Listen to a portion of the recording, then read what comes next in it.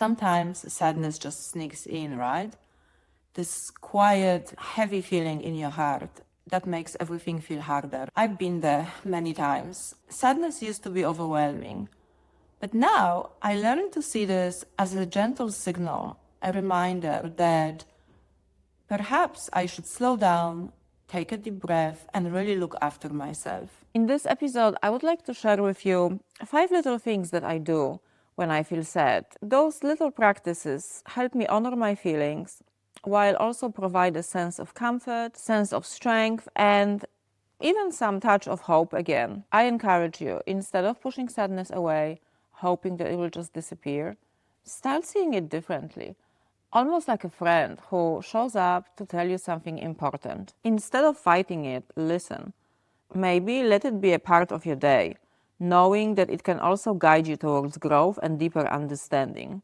When sadness comes, I try to be gentle and patient with myself, moving with the feeling instead of against it, and I invite you to do it too. I'm a massive introvert, and I noticed that when I'm really sad, I actually seek solitude. So I start my day very gently with a cup of beautiful coffee or a beautiful tea. And I really like journaling. That way I can connect with myself. I can really put all my thoughts on paper and just embrace my feelings. That also gives me some clarity on what's going on. And I really take it slowly. Don't judge my feelings. Don't judge my emotions. Just sit with it. It's a beautiful moment of connection. I also like meditating on those days. Either just sitting quietly for 15-20 minutes and focusing on my breath, or I also like guided meditations. When you meditate and you focus just on breathing, you really are in the present moment and your thoughts just fade away. That creates a beautiful space of openness and clarity. After spending this quiet moment journaling and meditating, I always go for a walk because there's something magical about being outside, being so immersed in nature. When I'm walking, I focus only on being here now in the present moment and noticing everything around me, all the beauty and abundance of leaves, flowers, how the air smells, how I can embrace it, and just focusing on moving my body. I particularly like walking by the ocean because that makes me feel small and insignificant. And in a funny way, that actually makes me feel connected to something bigger, that sure, I have my sadness, I have my worries, but then, hey, I'm part of this amazing world. I'm part of this amazing nature. There is definitely something beyond me. It makes me feel very connected to the higher power and to my own inner wisdom. It's a very grounding and beautiful experience. If the weather is bad, I would still incorporate some movement. I would just go to the gym and walk on a treadmill while watching YouTube videos about how other people cope with sadness. What do they do? The first thing I do, which is very important for introverts, is to get a little bit of social connection, because I'm sure you can relate. If you're an introvert, you tend to isolate sometimes, right? Especially when you're sad. However, all research shows that there's nothing wrong with being alone for 80% of the time during the day, but the remaining 20 we should actually spend with other people. And it doesn't have to be deep and meaningful all the time. It can be very casual, but as long as we are around other people and interacting. So at first, I disregarded those informations many times. I thought, oh yeah, that doesn't apply to me. But honestly, I've noticed that when I actually don't do it every day, I do feel darker, even without an apparent reason. I do feel worse. And now apparently social isolation has been linked to an Alzheimer's disease. So let's just push ourselves out and get a little social interaction. I either just go to a cafe and have a casual chat with the barista or people around me. But lately, I started doing something that I called small acts of kindness. I give you an example. During my walk once, I smiled to a woman who was passing by, and she smiled back. And then she said to me, you know what, thank you so much for this smile, because I really needed it today. And I just felt so amazing and so grateful.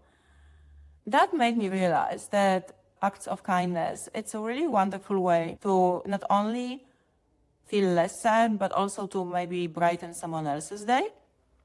So today I'm going to help my friend who runs a pop-up restaurant on Sunday on the beach.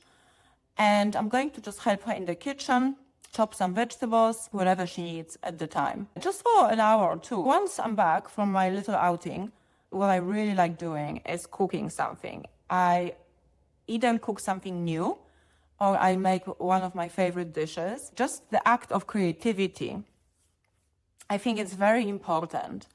Being so present physically with the food, touching it, smelling it, enjoying it, being grateful for it. And also then eating it mindfully. Mindful eating for me is a fail-proof recipe on a sad day that really always provides comfort.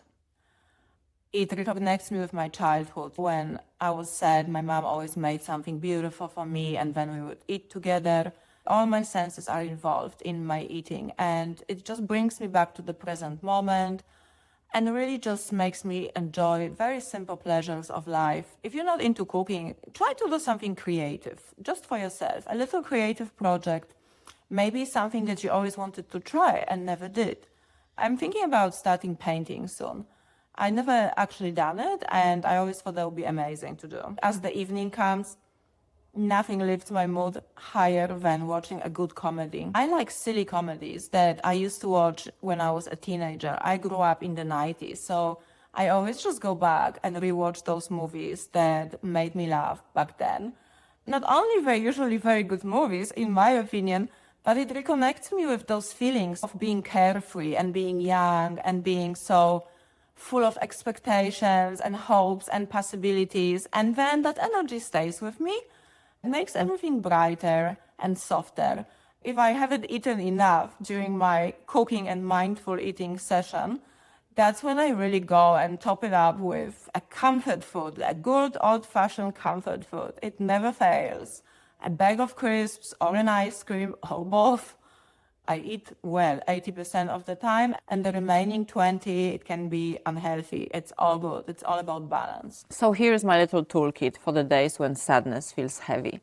I don't push it away anymore. Instead, I let it walk beside me and gently guide me back to myself. These 5 things, they won't erase sadness, but they will make space for it, while also inviting comfort, light, and maybe even joy. And the more I practice them, the more I notice sadness doesn't stay forever. That's the best thing. It shifts, it softens, and often it makes me feel grounded and stronger than before. If you are feeling sad today, I really hope that at least one of these ideas gives you a little comfort. Be gentle with yourself. You really deserve that tenderness. And remember, sadness may be a part of your story now, but it's never the whole story. If this episode brought you even a little sense of comfort, I would love you to stick around. You can subscribe so we can keep sharing these conversations together. And if you know someone who might be feeling sad right now, please pass it along, because sometimes even the smallest reminder that we are not alone can make all the difference.